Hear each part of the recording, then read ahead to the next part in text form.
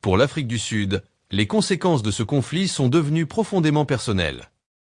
En tant que contributeur majeur à la mission de l'Organisation des Nations Unies pour la stabilisation en République démocratique du Congo, l'Afrique du Sud a déployé des troupes dans la brigade d'intervention de la force chargée de protéger les civils et de stabiliser la région. Cependant, les récents combats ont entraîné la perte dévastatrice de 13 soldats des forces de défense nationale sud-africaines. La mort de ces soldats a suscité l'indignation en Afrique du Sud, où citoyens et leaders politiques exigent des explications. L'Alliance démocratique a appelé le président Cyril Ramaphosa à s'adresser à la nation, l'exhortant à rassurer le public et à préciser les prochaines étapes du gouvernement.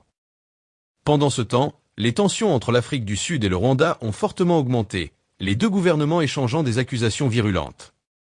Face à cette situation, l'Afrique du Sud prend une position plutôt menaçante.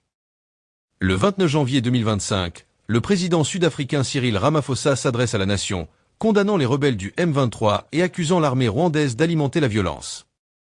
Exprimant ses condoléances aux familles des soldats tombés, Ramaphosa a réaffirmé l'engagement de l'Afrique du Sud dans les efforts de maintien de la paix. Mais a averti que toute nouvelle attaque contre les troupes sud-africaines ne serait pas tolérée. Ces mots sont forts et envoient un message glaçant. Si les troupes sud-africaines sont encore prises pour cible, nous ne resterons pas les bras croisés, a-t-il menacé le Rwanda. La ministre de la Défense et des anciens combattants, Angie Motshekga, a été encore plus directe dans son avertissement.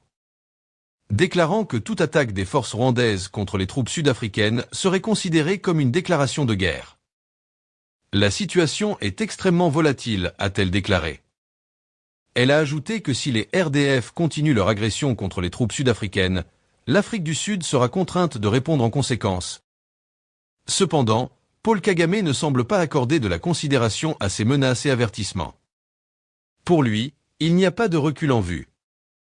Dans une réponse enflammée à ces accusations, il a lancé une contre-attaque cinglante, qualifiant les déclarations des responsables sud-africains de distorsion, attaque délibérée et même de mensonges.